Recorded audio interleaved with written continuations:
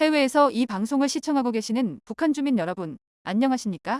오늘 방송에서는 남북관계의 역사와 통일의 필요성에 대해 깊이 있는 이야기를 나눠보는 시간을 마련했습니다.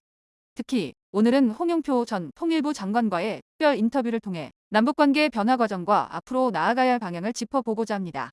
남북한 주민으로서 우리가 어떤 역할을 할 수 있을지 함께 고민해보는 시간이 될 것입니다.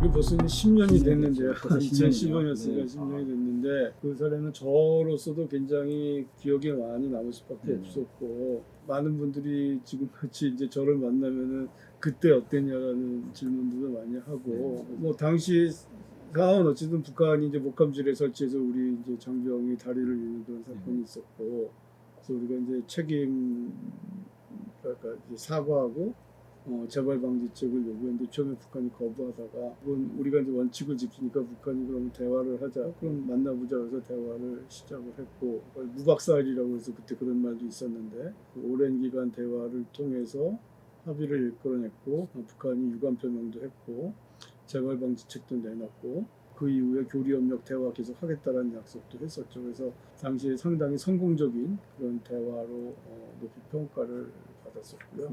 북한이 자기네가 하지 않았다고 발뺌하면서 거부를 했죠. 그러니까 사과해라. 안 그러면 우리가 단호히 대응하겠다 그랬는데 이게 말로 단호히 대응하겠다 그래봐. 그럼 북한이 또 그냥 무시해버리고 뭔가 우리도 할 수 있다는 걸 보여줘야 되겠다. 다만 그렇다고 해서 이것이 이제 더 큰 도발로 이루어지면 안 되니까 그래서 당시 이제 박근혜 정부에서 생각을 한 것이 대북 방송이었어요. 얼마 전에도 이제 그 오물풍선 관련해서 우리가 시작했었는데 북한이 그 대북 방송에 대해서 민감하게 생각하는 것을 알고 있었고 꽤 영향력이 있다는 걸 알아서 그래서 우리가 군사적인 어떤 행동 대신에 대북 방송을 시작하니까 북한이 바로 반응이 오면서 우리한테 또 막 오히려 포사격을 하고 방송을 끄지 않으면 더 큰 군사 행동을 할 수 있다라고 얘기했고 북한이 준 전지 상태까지 선포를 하고 뭐 근데 이제 거기에 대해서 우리가 이거는 북한이 먼저 잘못한 것이고 거기에 대한 사과가 있어야지 우리도 거기에 대응해서 행동을 하겠다라고 단호한 모습과 원칙을 지켰고 그런 정부의 모습에 대해서도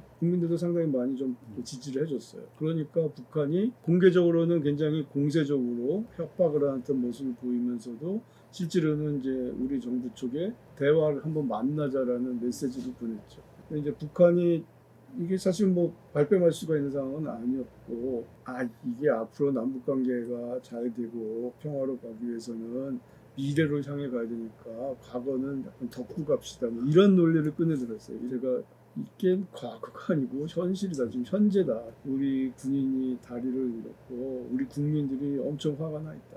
이런 상황에서 북한의 사과 없는 어떤 합의도 우리는 할 수가 없고 그러니까 일단 인정하고 사과를 해라. 그래야 그 다음 단계로 갈 수 있다. 라고 계속 압박을 했고 그러니까 결국은 북한이 슬그머니 좀 타협안을 제시를 했었죠. 그래서 결국 그때 한 6개 아닌가 합의를 했고 또 우리가 요구한 이산가족 상봉, 민간교류, 그다음 고위급 회담 여기에 다 합의를 했었죠. 그것은 굉장히 성공적인 그런 협상 사례로 꼽혔던 것 같습니다.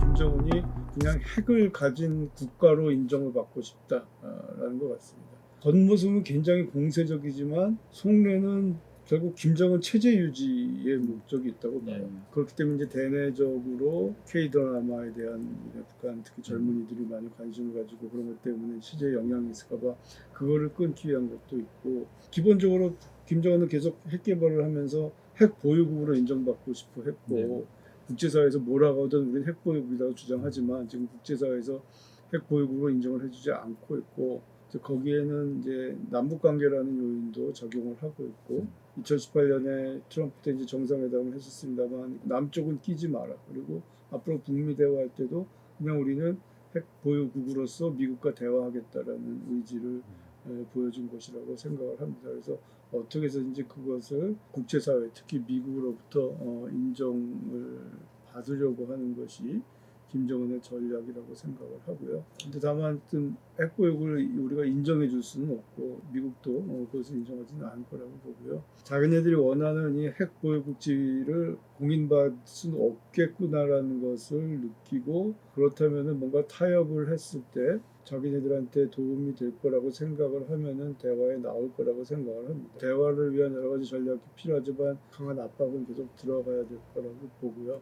그러니까는 자기들이 뭔가 필요하면 대화에 나오거든요. 분리할 때 어쨌든 그 대화에 나왔기 때문에 어떻게든지 우리가 미국하고 협력을 해서 북한이 핵보유국으로 인정받을 수 없다라는 것을 깨닫게 만들고 그런 상황에서 비핵화를 위한 그런 조치들이 만들어졌을 때 뭔가 대화가 시작될 수 있고 그래야 그 다음에 조금씩 발전해 나갈 수 있지 않을까 이렇게 생각을 합니다.